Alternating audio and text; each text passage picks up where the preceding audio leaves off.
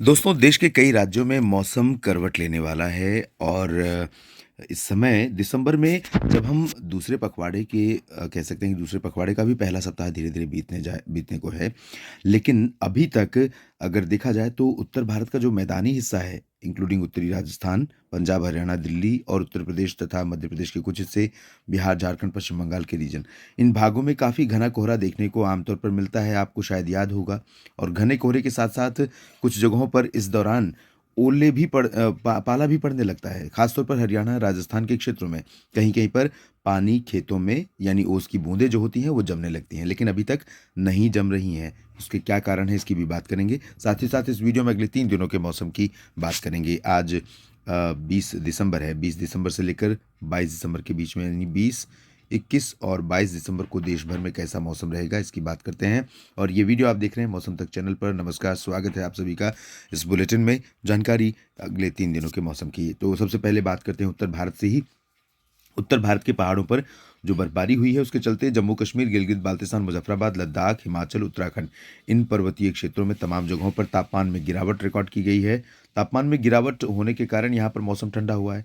अब जाहिर है कि यहाँ से जो ठंडी हवाएं चल रही हैं इन्हीं सोर्सेज से, तो ये जो पूरा पंजाब का रीजन है, राजस्थान के हिस्से हैं उत्तरी भाग, साथ ही साथ हरियाणा है, दिल्ली है, उत्तर प्रदेश है, मध्य प्रदेश में शाजापुर, अशोकनगर और जबलपुर, मांडला, बालाघाट, होशंगाबाद, छिंदवाड़ा, छत्तीसगढ़, ओडिशा, उत्तर प्रदेश का पूरा रीजन और यहाँ तक कि बिहार और झारखंड, पश्चिम बंगाल के रीजन, इन सभी भागों में ठंडी हवाओं का असर पहुंचना शुरू हुआ है। तापमान गिर रहा है, मौसम ठंडा हो रहा है। लेकिन आपको बता दें कि ये परिदृश्य बदलने वाला है और यहाँ पर इन ठंडी हवाओं के बावजूद अगर पाला नहीं पड़ रहा है, अगर कोहरा नहीं हो रहा है, तो उसका क्या कारण है? आपको मैं रोज़ बताता हूँ। फिर से आपको एक बार बता दूँ कि क्योंकि कोहरा छाने के लिए 3-4 कंडीशंस हैं। उसमें एक होता है आसमान साफ रहना और आसमान इस समय साफ है। ये तो ठीक है, एक कंडीशन हो गई। दूसरा होता है तापमान का 5 डिग्री या उससे नीचे होना। तापमान 5 डिग्री से नीचे तो नहीं है, लेकिन हाँ, अनुकूल है, ये भी फ़ेवरेबल मान लेते हैं। तीसरा होता है हवा की रफ़्तार का कम होना और हवा की रफ़्तार का कम होना, साथ ही साथ हवा ऐसे सोर्सेज़ से आना जहाँ से नमी आ रही हो।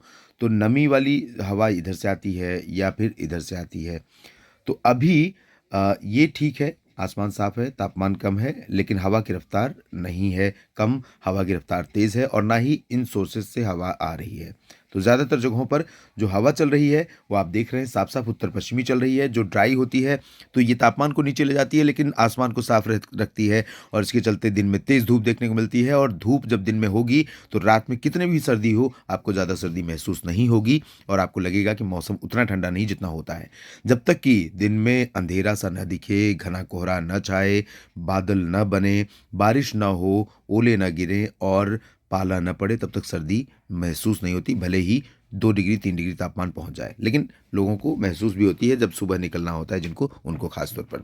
क्योंकि रात में तो आप सोते ही हैं, रात में अगर सो रहे हैं तो निश्चित तौर पर आपको सर्दी कम लगेगी क्योंकि रात में ज़्यादा सर्दी होती है। इस बीच हवाओं का रुख बदल रहा है। एक डब्ल्यूडी उत्तर भारत में आने वाला है 22 दिसंबर को, उसके बारे में अगली स्लाइड में बात करेंगे। यहाँ पर आप देखें बिहार समेत पूर्वोत्तर भारत के क्षेत्रों में, क्योंकि बांग्लादेश के ऊपर एक सर्कुलेशन है यहाँ पर, तो ये सिस्टम इस तरह से हवाओं को ले जा रहा है। और ये हवाएं पूर्वोत्तर भारत में अरुणाचल प्रदेश, असम और आसपास के भागों को प्रभावित करते हुए बिहार और उत्तर प्रदेश के तराई वाले रीजन में पहुंचने लगी हैं।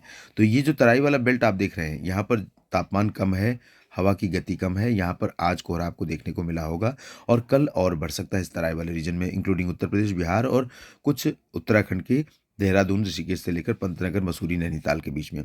बाकी जगहों पर वैसा ही मौसम रहेगा जैसा कल था। पंजाब, हरियाणा, दिल्ली और उत्तर प्रदेश, मध्य प्रदेश, छत्तीसगढ़, उड़ीसा, झारखंड, बिहार, पश्चिम बंगाल, राजस्थान, मध्य प्रदेश में।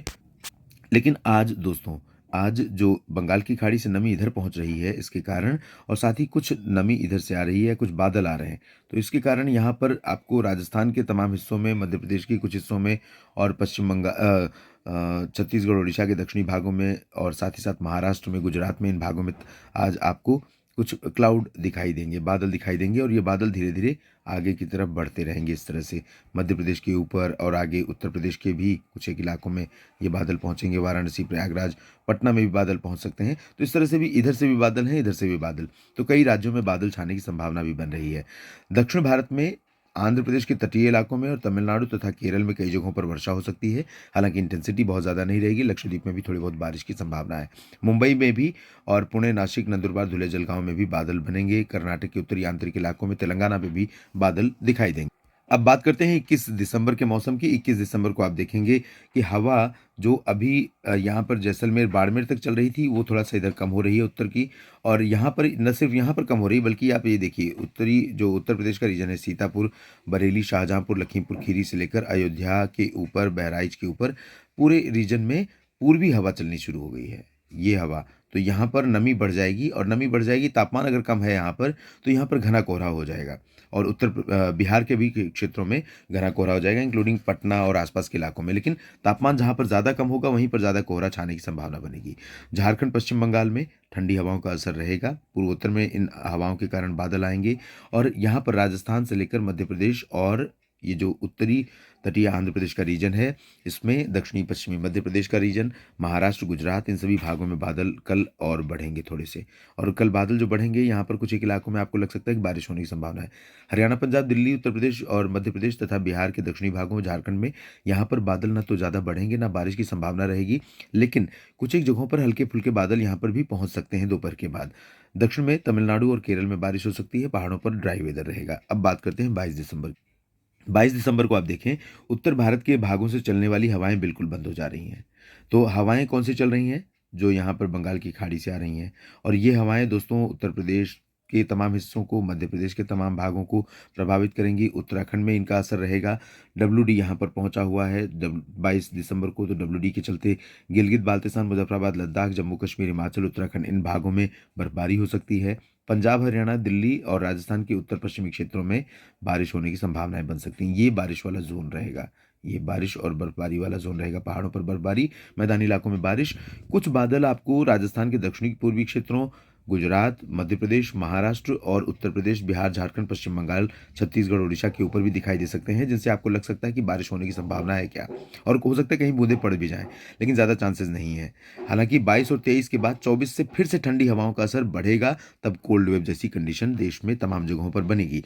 दक्षिण भारत में फिलहाल बादलों का असर तो रहेगा, तमिलनाडु, केरल, कर्नाटक, आंध्र प्रदेश में, लेकिन बारिश की उम्मीदें बहुत कम है। छत्तीसगढ़, उड़ीसा से लेकर महाराष्ट्र से लेकर नीचे तमिलनाडु, केरल तक अधिकांश जगहों पर शुष्क मौसम लगातार बना रहेगा। इस बुलेटिन में, इस वीडियो में फिलहाल इतनी ही जानकारी। अगले बुलेटिन में और भी डिटेल में बातें करेंगे। आप मेरे साथ जुड़े रहिए और जानकारियां ठीक लगें तो लाइक और शेयर करना दोस्तों ना भूलिए।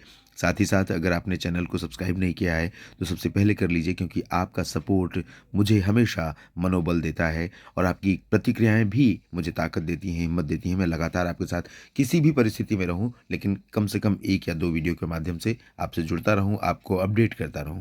आप सभी का बहुत बहुत धन्यवाद, बहुत बहुत शुक्रिया। मेरी शुभकामनाएं हैं कि मौसम आप सभी के लिए अच्छा रहे और आप सभी के लिए आने वाला समय हर दिन खुशियों और मंगल से भरा रहे। ये शुभकामनाएं मेरी लगातार किसान भाइयों आपके साथ हैं और मेरे सभी मित्रों के साथ हैं। धन्यवाद।